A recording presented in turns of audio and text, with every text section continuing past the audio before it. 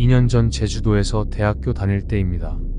대학교 합격했는데 집에서 너무 멀다 보니 기숙사에서 지내게 되었습니다.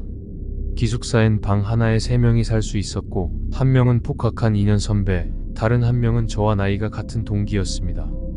같은 나이 또래와 이해심이 많았던 형이 있어서였는지 우리 셋은 금방 친해졌고, 기숙사에서 몰래 술도 먹고 주말에도 같이 노는 사이가 되었습니다. 그러던 어느 날이었습니다.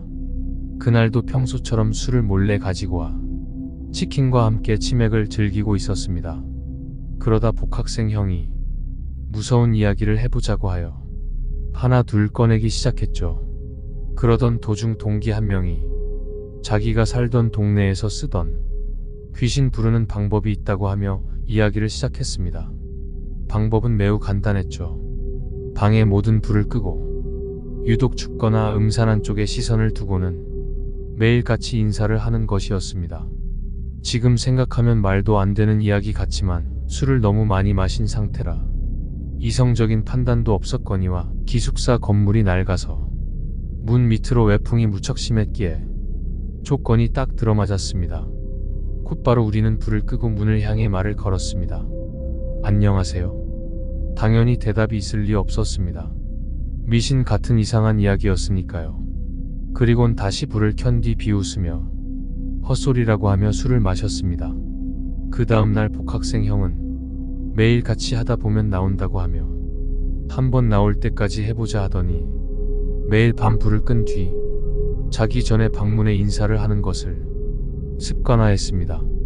어느 날은 안녕하세요. 다음 날은 안녕하세요. 한번 찾아와 주세요. 그 다음 날은 또 오셨네요. 오늘은 기분이 어떠신가요? 이런 식으로 정말 누군가가 있는 것처럼 일주일을 넘게 인사했습니다. 그러던 어느 날 복학생 형이 갑자기 얼굴이 상기되며 저희에게 말을 했습니다. 나 진짜 귀신 봤어. 문 건너편에서 인사를 먼저 해왔다고 하는 것입니다. 평소에도 장난이 많은 형이라 우리에게 장난치는 것으로 생각했습니다. 하지만 형은 무시당한 것으로 생각한 모양인지 버럭 화를 내더니 저희에게 실망했다고 했습니다. 그 다음 날부터 형은 새벽마다 방문을 향해 대화하기 시작했습니다. 저희하곤 말도 안 하면서 문을 향해 소곤소곤 말을 했었습니다. 저는 너무 지나친 건 아닌가 생각이 들어서 무슨 말을 하는가 싶어 듣기 위해 일부러 침대에서 자는 척을 하며 누웠습니다. 뭐라고? 얘 지금 안 잔다고? 그 말을 듣는 순간 심장이 철렁 내려앉았습니다. 그 말을 남기고는 형은 일어서면서 제가 자는 곳에 눈을 돌렸던 모양입니다. 하필이면 저도 그때 눈을 떠서 서로 눈이 마주쳤고 형은 마치 원수라도 보듯이 째려보더니 휙 하고 나가버렸습니다. 다음날 어제 있었던 일을 먼저 잠들었던 동기에게 이야기했습니다. 동기는 덤덤한 성격이라 복학생 형이 취업 준비로 스트레스를 받아 그런 것이겠거니 하며 신경 쓰지 말라고 했습니다. 하지만 같은 방에 있는 사람이 기이한 행동을 보이는데 신경을 쓰지 않을 수 있을까요? 정말 스트레스 때문에 헛것이 보이고 헛소리가 들리는 것인지 아니면 오기로 저희를 속이려고 장난을 치려는 건지 알 수가 없었습니다. 그날 밤 저는 동기와 자는 척하며 형이 문을 향해 말할 때까지 기다렸습니다.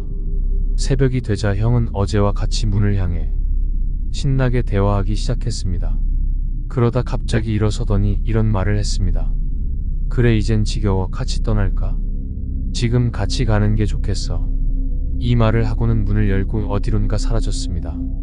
저희는 일단 기다리기로 했고 1시간 2시간이 지나도 형은 돌아오지 않았고 핸드폰도 계속 받지 않았습니다.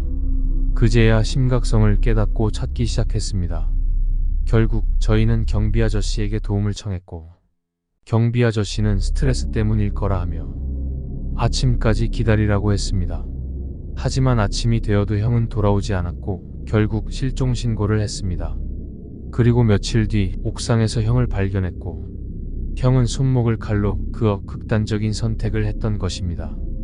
옥상은 잠겨 있었는데 어떻게 들어갔는지도 의문이고 경찰에게 저희는 진술했으나 결국 타살의 흔적이 없었기에 취업으로 인한 스트레스로 자살로 사건이 종결되었습니다. 그 사건 이후 저희는 기숙사를 나왔습니다. 이상하게 잠을 자다 보면 형의 목소리가 들리는 것 같았습니다. 형이 아직도 정말로 귀신을 부른 것인지 자살인지 전 모르지만 소문이나 인터넷으로 떠도는 귀신을 부르는 행위를 하는 사람들은 꼭 말리고 싶네요.